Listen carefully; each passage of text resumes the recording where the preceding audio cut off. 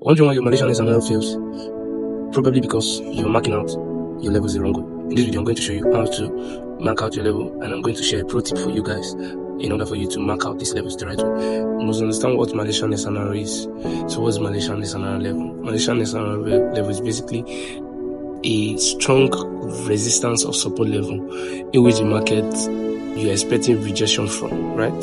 So let's use our text. Okay, let's use our text. Okay, so now, so we have Malaysian SNR, which is support and resistance. Okay, so you must understand that we have three types of levels. We have one, the resistance level, we have support level, and we have open close level. Right, have open close level. So what's the resistance level? The resistance level consists of a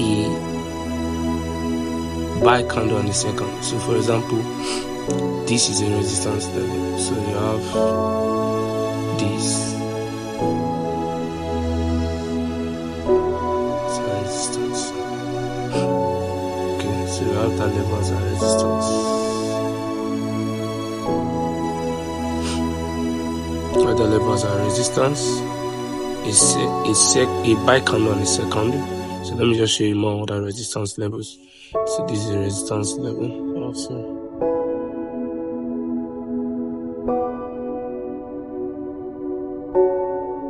That's a resistance level also. This is a resistance level, buy candle and the second.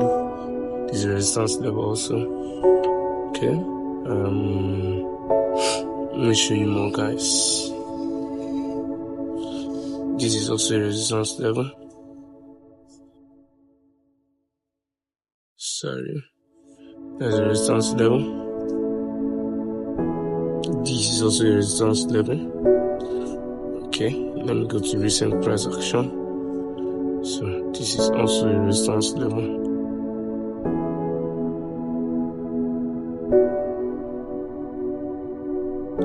Okay, so basically two candles. How do you mark it out? We use the closing price of the buy candle for this SNR, for the resistance level. Okay, for the support level, we have two candles, which is the sell candle and the buy candle, right? So we have the closing price of the sell candle as our resistance level, as our support level. Sorry. We have the support. We have also this support level. You can see our price. This is what I love to see. Basically, this is what I love to see. This is what I love to see. Once price starts in, we are in, and the stop loss just below the level. Very neat, very neat. Well, let me show you some more support levels. We have this support level. Okay, who can tell me why these support levels are not holding?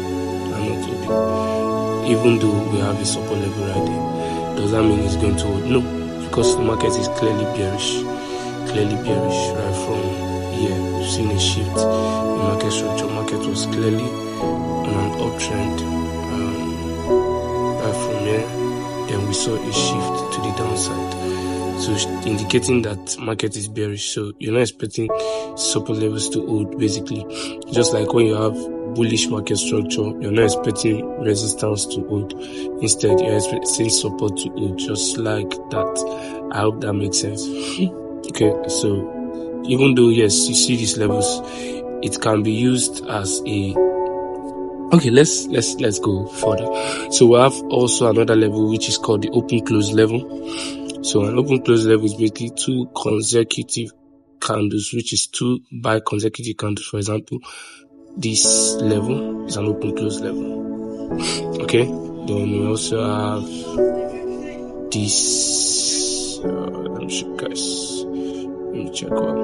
Okay, this level. Now let me use the one that works. Let me not just map it out randomly. Let me check for the ones that worked. Okay, so this level, although this didn't really tap in, slightly almost tapped in and left. Okay, you can see this. You can see this one. You can see that one right there.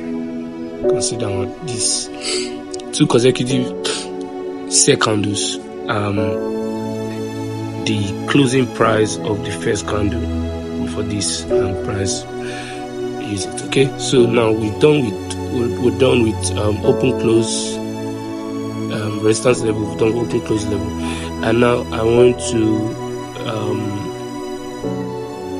to show you what a fresh level is. A fresh level, basically, from the term you will see that is a level that have not been tapped into. So for example, if this level was tapped into by this week like this, it has been used, it's no longer fresh. But if the market, if the candle just close above it, when I mean the candle close above it, let me show you guys something. For example, this is a resistance level, right? When this first candle, which is this first white candle, tapped into it, it was still valid until this candle closes above it. Immediately that candle closes above it, is no longer fresh. Is no longer fresh. This level was a fresh level, tapped into it, market started rejecting from it, right? That means it has been used. Market now closes above it.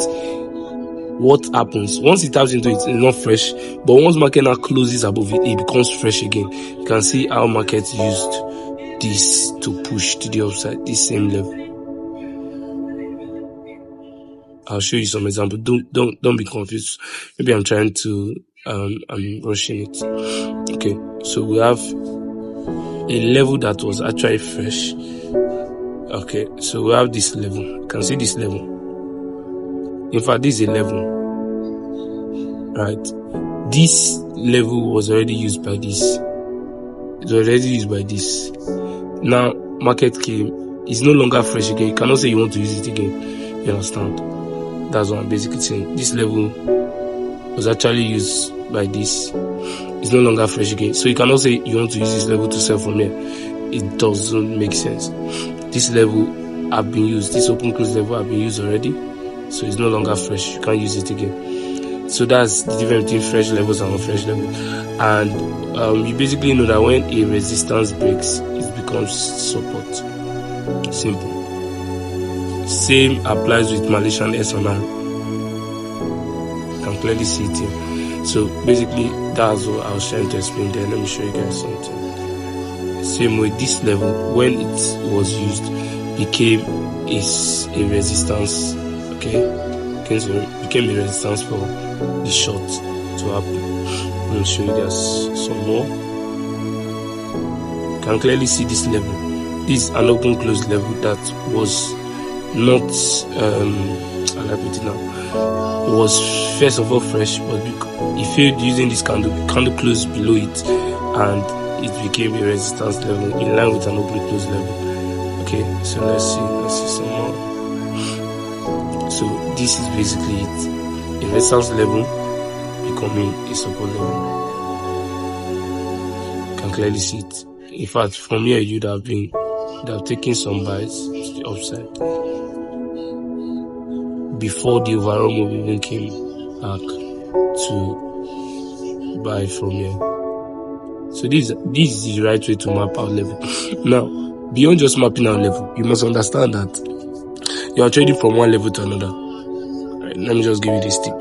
So once you have successfully mapped out a level, so let me do a random pair. Let me say GBP USD, right? So let me just do this. So let's start from weekly. So on the weekly, we have, let's just say, okay, let me start from daily. I will not use that. You can clearly see that you want to just know, okay, where is the market reacting from? You can clearly see that market formed a fresh level here, starting from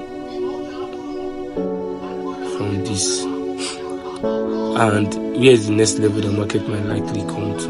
This open close level, just the nearest level. You don't need to target much.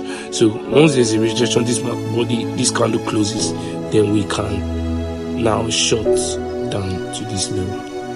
I don't know if that makes sense. Just define your bias. It's that simple, and you can look for other levels in between, maybe your 4-hour level, and short to the downside.